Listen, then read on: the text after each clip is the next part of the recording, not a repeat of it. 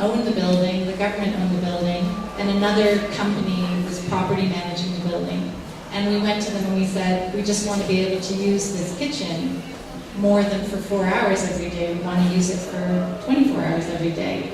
And in true bureaucratic fashion, they said, well, we're concerned about how much it's going to cost for the hinges on the fridge to be replaced because it's opening and closing all those times every day.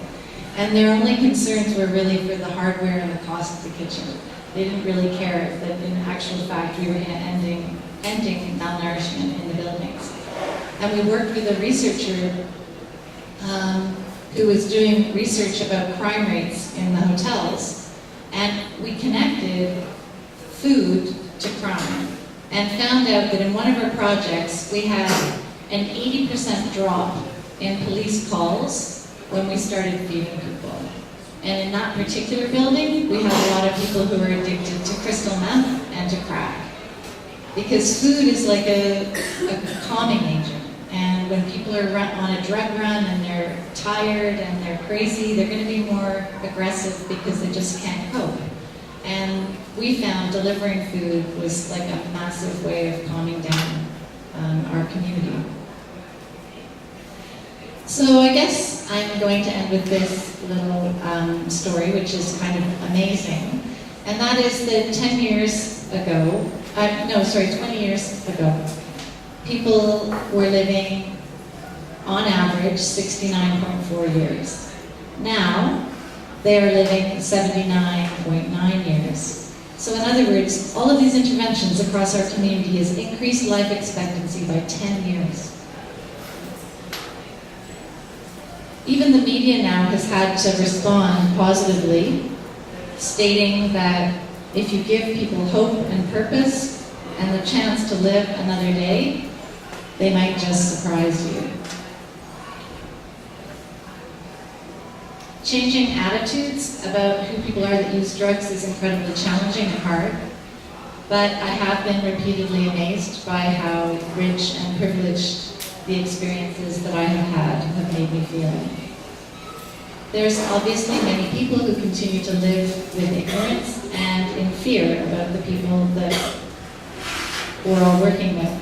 And from my perspective, they're the ones who are missing out. Our community of the downtown east side, like Crackerlandia, I'm sure, is full of people with stories, hopes, dreams, and fears. And just like the rest of us, they're also wounded. It's been an honor for me to have been able to do this work, and now I'm very excited to learn from you about the work that is happening here in Brazos Abertos.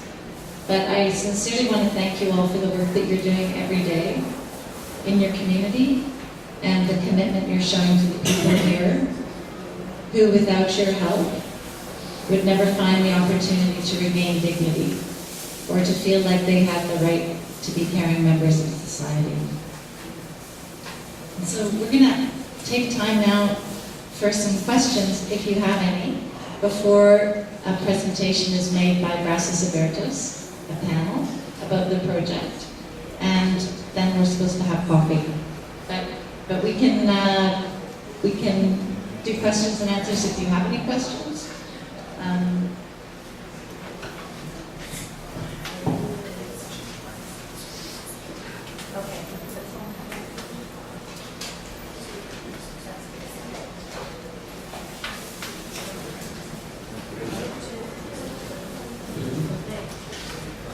Vocês levantarem a volta, pessoal, para poder.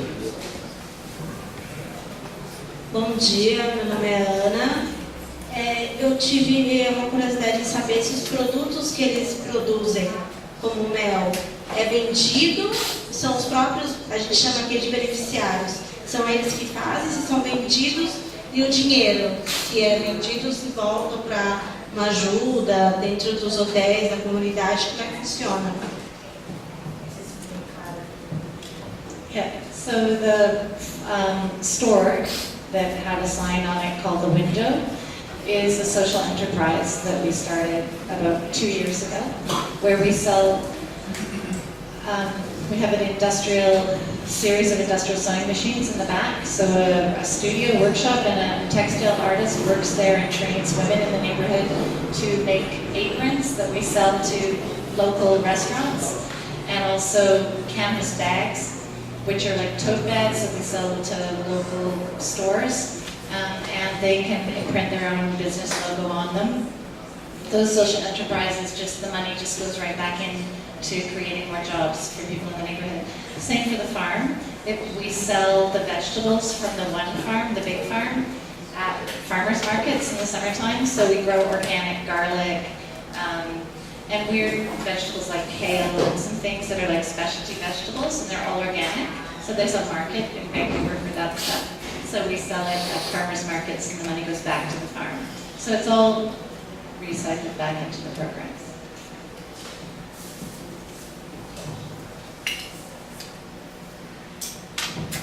Oi, bom dia. Você falou em criação de rede no momento. Eu gostaria de saber se essa rede ela é composta por entidades autônomas ou também é composta por governo, justiça, saúde, assistência. E também eu queria saber como é a relação desses projetos com a segurança pública, se há alguma forma de reflexão, de diálogos ou não.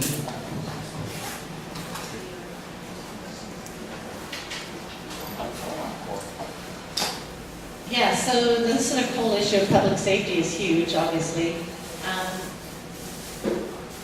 The reaction in our community to the work that we did by the police was very different 23 years ago than it is today. But it took a tremendous amount of work and collaborative work. It wasn't simple.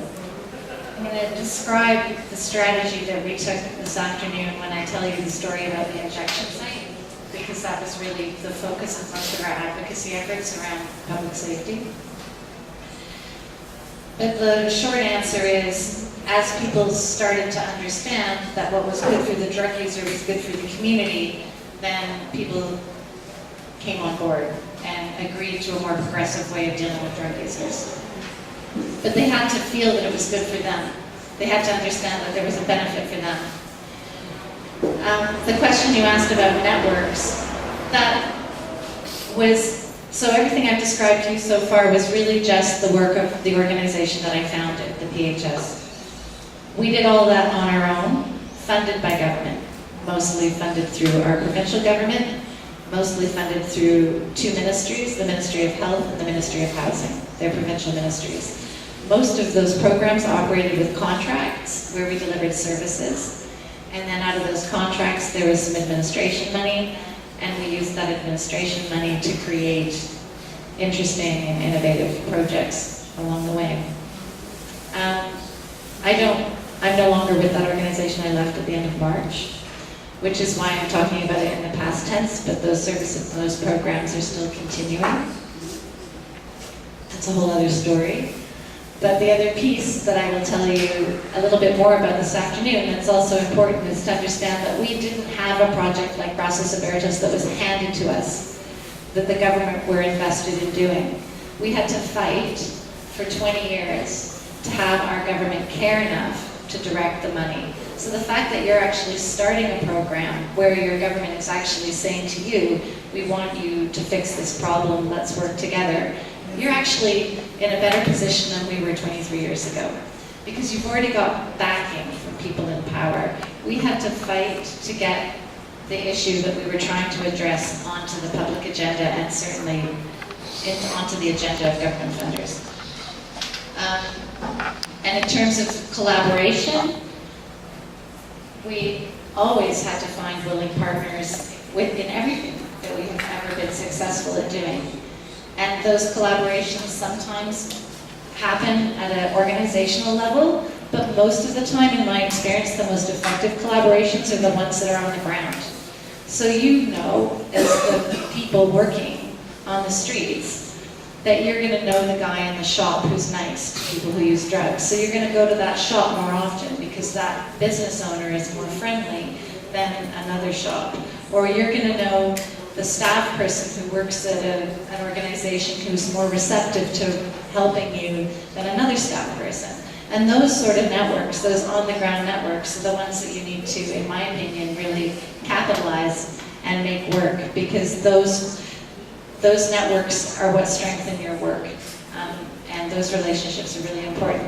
Of course, there is the entire framework of working with ministries and working with politicians and other NGOs, and there's, in my opinion, always way too many of those kinds of coordinating meetings because people sit and talk and very little ever gets accomplished. I think there's a role for it and there's a role for information sharing, but there's a much more effective strategy, which is the one that you're engaged in, which is actually getting the work done.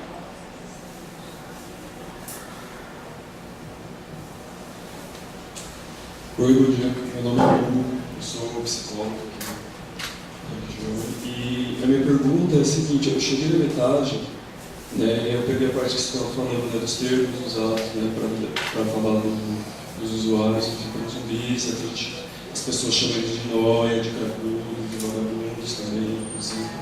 E aí eu queria saber como que foi o enfrentamento desse estigma, né, lá no país de vocês, e quais foram as estratégias que vocês usaram para superar isso.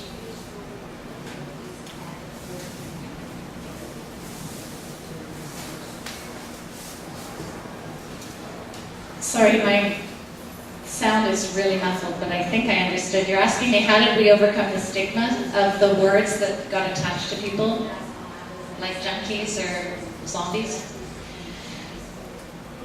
I'm going to answer that question after lunch, because it was a whole campaign, but it's a really important question, and it's one that you can change, that it takes intention and strategy, but it's very, very important. So we'll talk about it after lunch. Do you guys want to have coffee now? Podemos fazer mais Okay, coffee. vamos fazer as últimas perguntas. Porque o coffee break ainda não está chegando, né? Em alguns minutos. Se a gente puder fazer mais algumas últimas perguntas, também para a gente fazer a pausa. Né? A apresentação dos braços abertos vai ser depois do intervalo, tá, gente? Então tem a Roberta aqui. Mais uma ou duas perguntas? Tem mais duas perguntas depois da pausa. Bom dia, eu sou Roberta, eu trabalho com a Edilei, estamos acompanhando a capacitação. Primeiro agradecer assim, a fala, foi muito legal, traz vários elementos interessantes de pensar, né? A questão do banco, a questão da fazenda urbana. A minha dúvida, o que eu fiquei pensando assim, é em relação ao trabalho dos usuários, né? Então, a galera que trabalha nas cooperativas, eles têm algum retorno financeiro, né, para ajudar a organizar a vida deles. Se a galera que trabalha tem algum retorno financeiro para ajudar a vida deles, e o como faz para conseguir remunerar menos, se remunera aqueles que não conseguem ter uma organização de estar no trabalho todos os dias, assim, como que faz esse processo?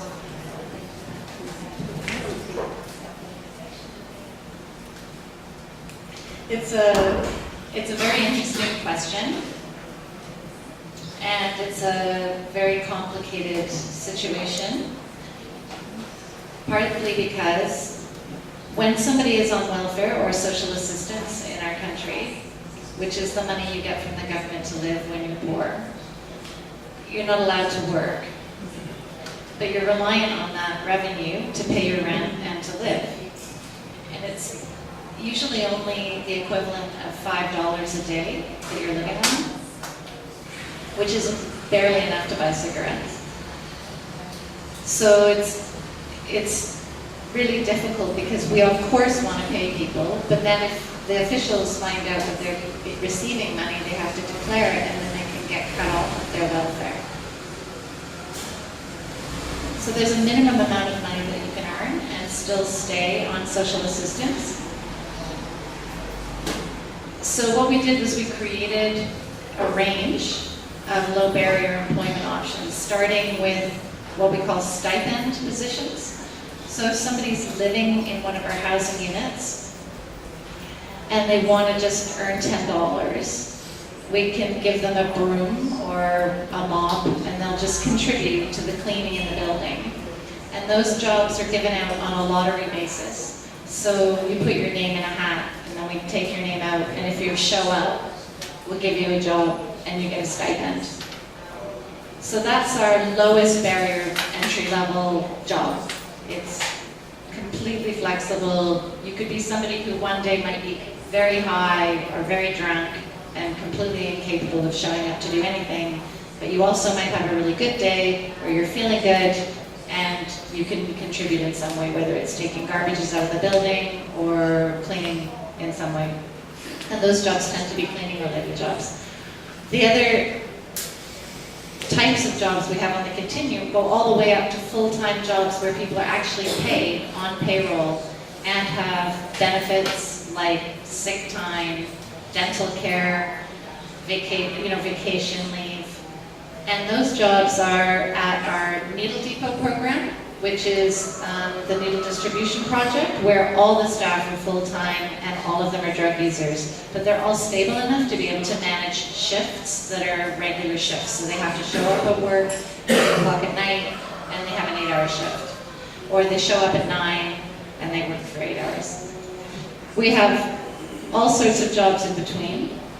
So I'm going to show you later some video of a chocolate shop that we created, where we were working with a women's treatment program to help the women do work as part of the recovery. And the skill that the women are learning is how to make chocolate, how to grind the beans, how to actually roast the beans, how to mold the chocolate, pour the chocolate, sell the chocolate. But these women are very unstable and chaotic. So some of the women would be very sick one day and just not be able to work, and another day they might be in a place where they're more able to work. So those jobs were like 2 or 4 hour shifts. So again, creating a huge range of options, trying to make it possible that these opportunities help people move forward, and that we don't create barriers in trying to create jobs for people that actually make it harder for them.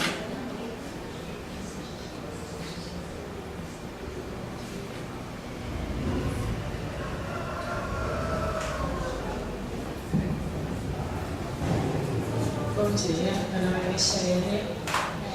Eu gostaria de saber quais são as dificuldades encontradas com esses beneficiários e como vocês fazem para lidar com cada uma delas.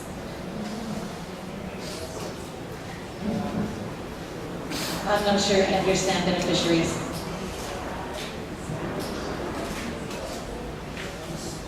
Porque aqui os usuários do serviço nós chamamos de beneficiário.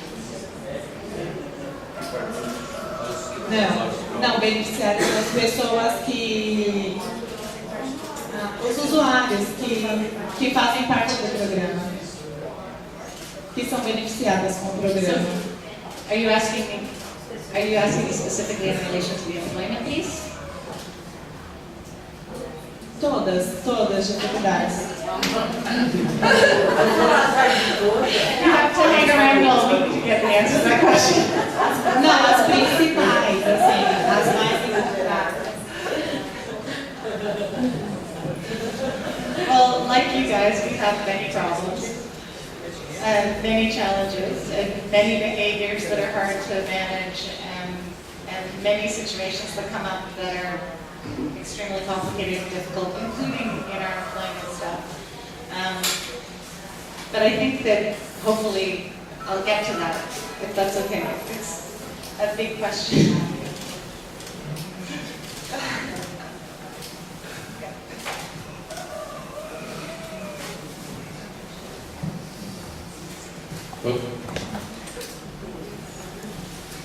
Bom dia, meu nome é Gevan.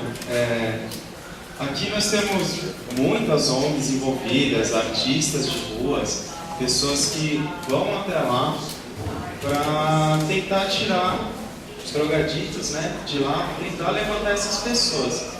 Só que todo mundo aqui sempre está à disposição a eles e tal, a gente conversa e tudo mais. Só que parece que o resultado é sempre baixo. Então, na sua opinião, o que você acha disso? O que falta para a nossa equipe, para o nosso programa Braços Abertos, todas as outras ONGs, essas pessoas que vêm de fora, vão para lá observar, para a gente conseguir um resultado melhor em relação a esse trabalho que todo mundo está fazendo?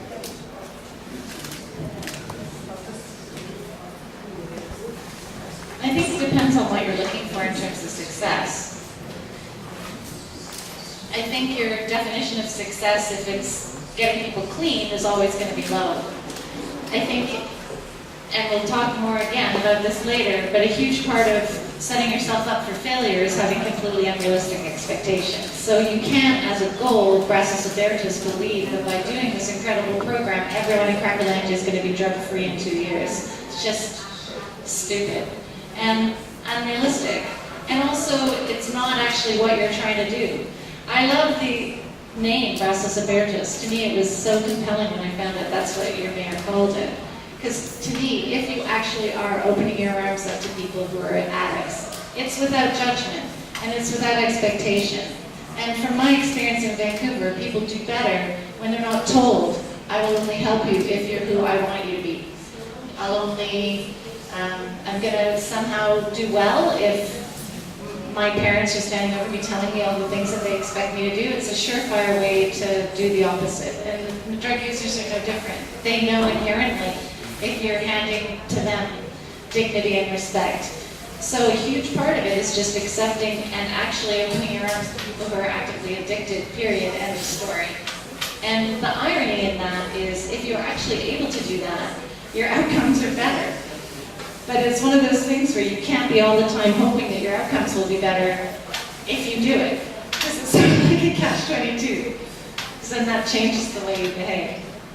You actually have to believe in people first, and then everything else will follow. Tá, a gente vai fazer só mais, assim, 2 perguntas até a gente montar um coffee break, ok? Daí, assim, só para falar, pessoal, que a gente tem a ideia, a gente daqui a pouco vai distribuir a programação para vocês. A ideia que tem hoje o dia é que começa mais uma mesa, né, para a gente ver sobre a experiência deles, vai ter uma aplicação de braços abertos de uma forma mais ampla, para todo mundo ter uma noção de como estão as coisas. Mas a gente vai ter 3 dias assim, de formação com a Liz, então vai ter tempo da gente pegar cada questão mais minuciosa, assim, para poder discutir, poder fazer algumas perguntas, tá?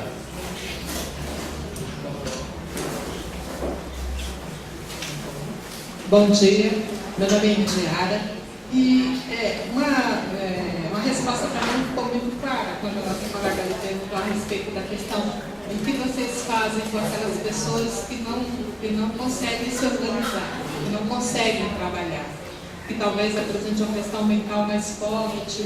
O que é feito? Elas recebem, têm benefício? O que é feito com essas pessoas que realmente são totalmente dependentes?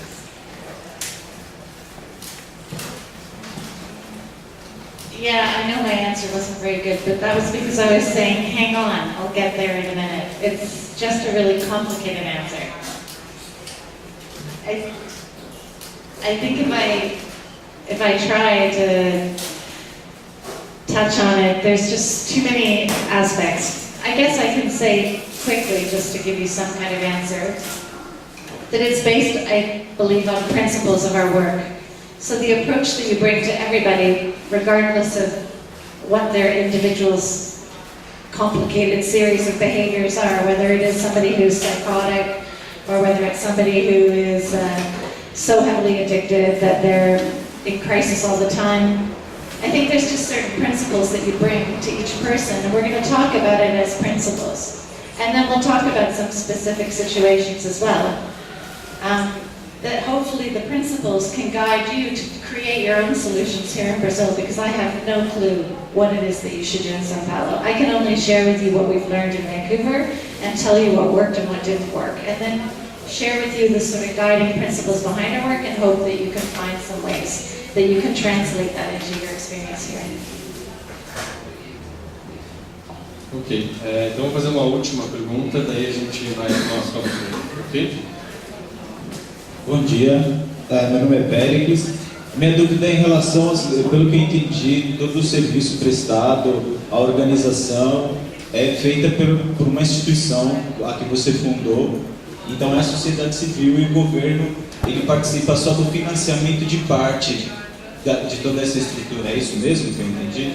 E se for isso, então ainda não se tornou uma política pública ainda todo esse trabalho. Ainda assim é uma iniciativa do setor privado, não chegou a passar por uma votação na Câmara para que seja lei e vire um serviço de utilidade pública, é isso mesmo? No, that's accurate, except that the project I'm going to describe this afternoon, which is the supervised injection site, could only operate under our federal drug laws if they were changed. So every policy that our government has had to adopt that relates to this population in some ways has been fueled by this work. So the context of our work was very different 23 years ago than it is today. And we were just like a group, like HLA, like in the ground working, hitting the sidewalk all the time, fighting all the time with the government, and then at the same time taking government money and creating services that were actually showing that there was alternative ways of dealing with these problems. Then the government, the bureaucrats, the policymakers, the people responsible for creating the programs that they roll out with their money, changed the way they rolled out those programs. So while our organization wasn't a public policy organization, it was responsible for shifting the way government thought about how they continue to operate services. So when I'm describing things like new social housing buildings being built, that's a government-initiated policy. And just this year, they built 14 of those buildings. So that would never have happened 20 years ago. Similarly, all the nursing staff now that get hired by a regional health authority have to go through harm reduction training. And the level of knowledge now that's expected across the entire sector in our city around how to work with drug users is completely different than it was 23 years ago. So I think we were like the pointy end of the stick. We were in the neighborhood